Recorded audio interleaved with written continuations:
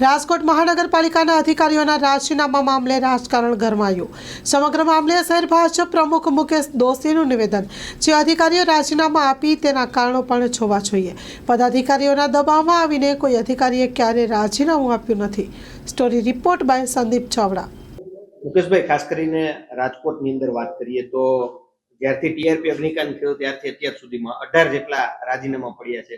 ઘણી બધી જગ્યાઓ ખાલી છે, ઇન્ચાર્જ પર ચાલી રહી છે। શું લાગે છે હવે આપના તરફથી સરકારમાં રજૂઆત, કારણ કે ઘણી બધી વખત આપની પણ બેઠકો થતી હોય છે, હવે શું થવું જોઈએ આ વધુ 2 રાજીનામા સામે? આ બાબતે એવું ચોક્કસ કહીશ કે રાજકોટ મહાનગરપાલિકાની અંદર ટીઆરપી કાંડ પછી ઘણા બધા અધિકારીઓએ રાજીનામા આપ્યા છે, એ બાબત સાથે હું સહમત છું।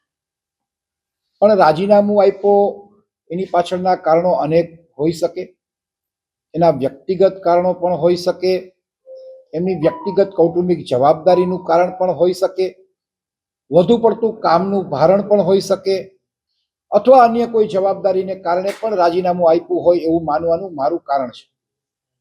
મહાનગરપાલિકામાં કોઈ પદાધિકારીને છાવરવા માટે અથવા ભયના ઓથાર નીચે કામ કરતા કરતા બીકને કારણે કોઈ અધિકારીએ રાજીનામું આપ્યું હોય એવું આજ સુધીમાં શક્ય નથી।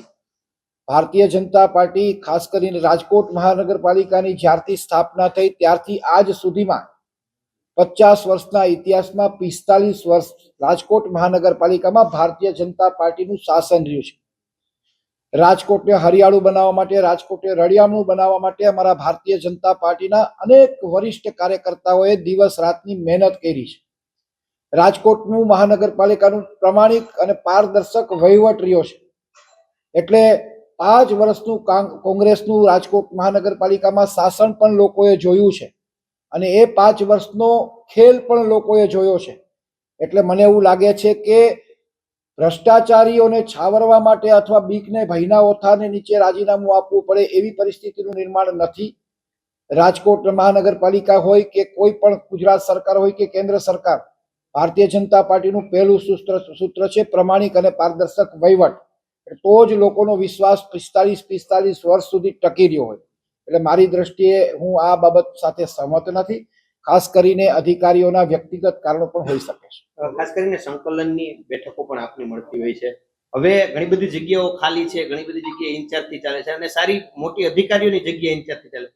સરકારમાં કોઈ રજૂઆત કે આ બાબત ચોક્કસ આપની વાત સાથે સહમત છું કે તાત્કાલિક અસરથી રાજ્ય સરકારમાં અમે પણ ધારાસભ્યો અને સંસદશ્રીઓને સાથે રાખીને, અમારા મંત્રીશ્રીને પણ સાથે રાખીને સરકારમાં અમે રજૂઆત કરશું કે જેટલી જગ્યા ખાલી છે એ તાત્કાલિક અસરથી ભરાય, જેથી કરીને રાજકોટનું શાસન છે ખૂબ સારી રીતે ચાલી શકે અને પ્રજાના પ્રશ્નોનો ત્વરિત ઉકેલ આવી શકે, એના માટેની પણ રજૂઆત અમે ચોક્કસ કરશું, એમાં હું ખાતરી આપું છું। મુકેશભાઈ, આક્ષેપ કરવામાં આવી રહ્યા છે કોંગ્રેસ દ્વારા કે ભ્રષ્ટાચારના કારણે અધિકારીઓનું ક્યાંક નામ ના ખુલે તે માટે આ પ્રકારે રાજીનામું કર્યું। વિજિલન્સ તપાસની માંગણી પણ કરી છે, જેટલા અધિકારીઓએ રાજીનામું આપ્યા છે।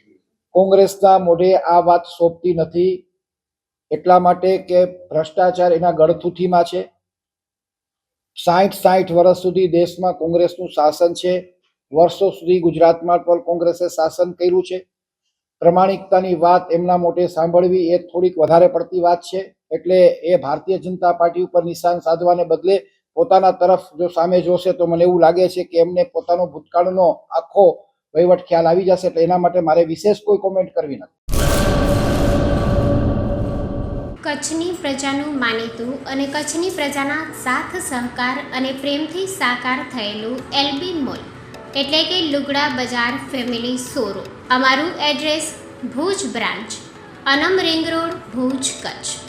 Mobile number 8980413537।